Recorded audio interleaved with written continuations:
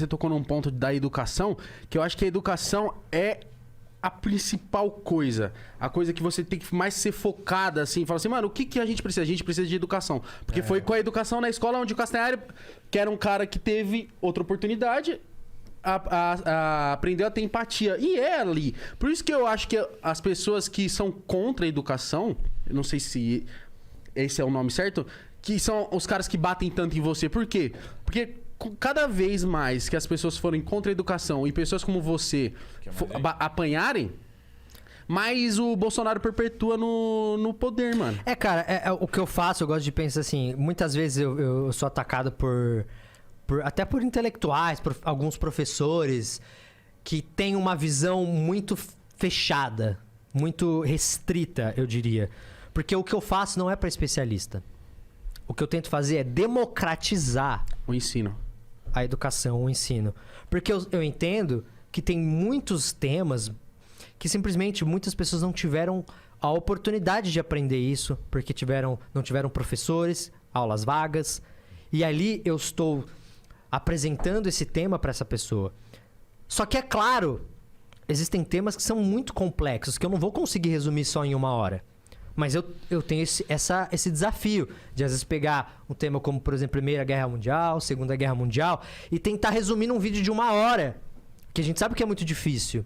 E aí, um professor, um historiador, que passou a vida inteira estudando aquilo, e que enxerga de uma outra forma... Como ousa ensinar a Primeira Guerra Mundial em 1 hora? Não, e como você não falou daquilo, e como faltou isso, e sei lá o quê. Ele não entende que o que eu estou fazendo é apresentar o tema pra pessoa que nunca viu, que não faz a menor ideia do que seja. E o professor de história também não entende que pra você aprender história, você não precisa decorar o nome de cada pessoa e saber o ano de cada coisa. Você precisa saber do porquê e no que desencadeou, tá ligado? E assim, é uma simples questão do... O que eu faço é pra apresentar o tema e é pra gerar a curiosidade.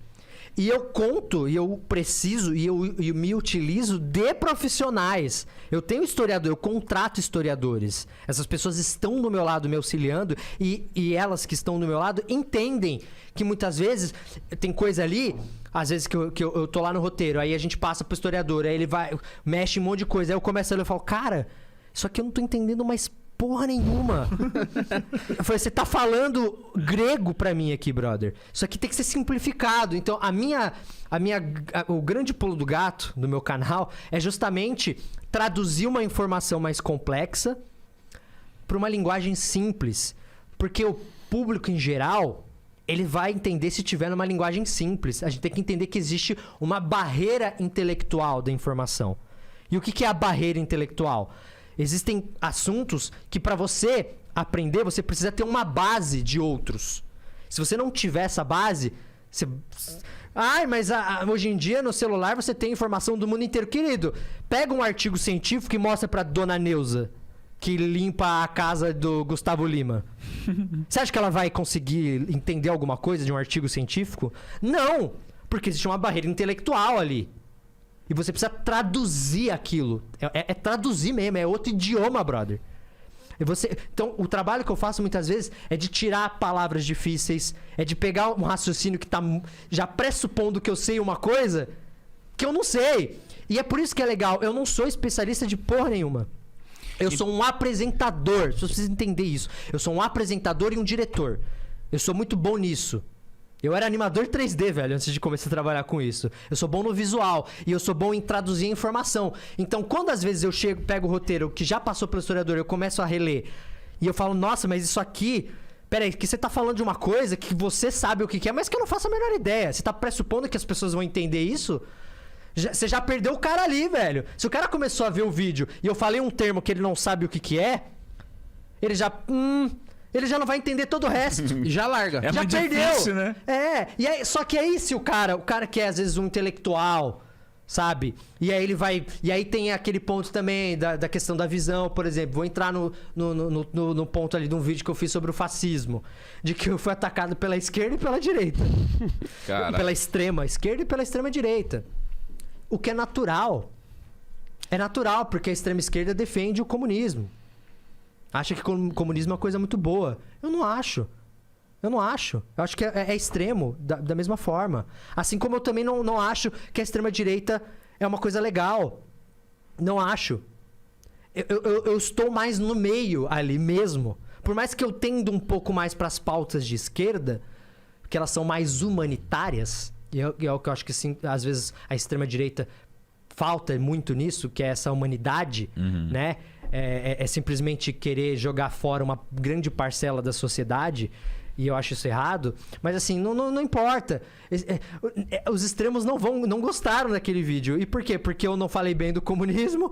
E aí você vai ver os argumentos. Aí você percebe que fez certo. E aí eu falo, beleza. Aí eu vou ver os comentários no vídeo.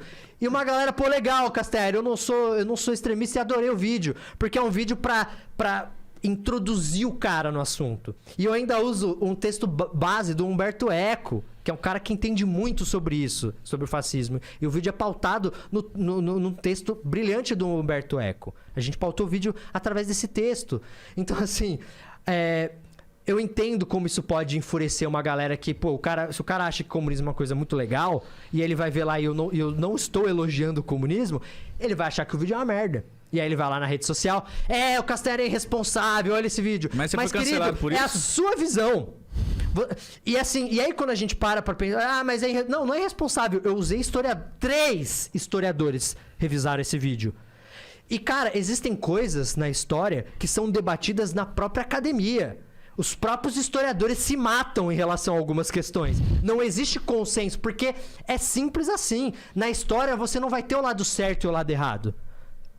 Para os japoneses, os Estados Unidos eram os vilões ou os mocinhos da Segunda Guerra Mundial? Uns desgraçados. Quando o pessoal de Hiroshima e Nagasaki tomou a porra de 2 bombas nucleares na cabeça, eles acharam os Estados Unidos os good guys ou os bad guys?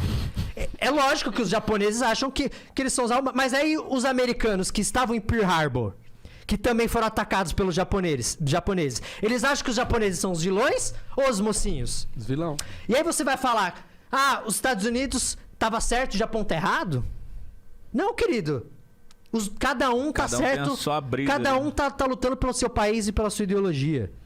Os japoneses acham que estão certos, os americanos acham que estão certos. Se você analisar de uma maneira mais fria, você vai ver... Os japoneses erraram ali, os americanos erraram ali.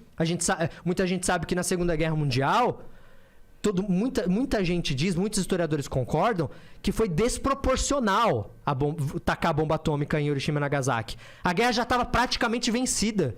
Não, a guerra já era naquele ponto. Não precisava. Só que eles falam, não, os japoneses não iam largar o osso. Eles iam continuar porque eles eram muito orgulhosos. Sério que você achou que tacar uma bomba...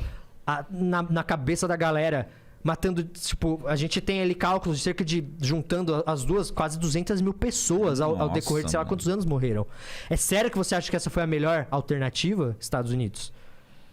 Então, assim, história é uma coisa muito complexa, que você não vai ter o lado certo e o lado errado. É uma coisa que é debatida.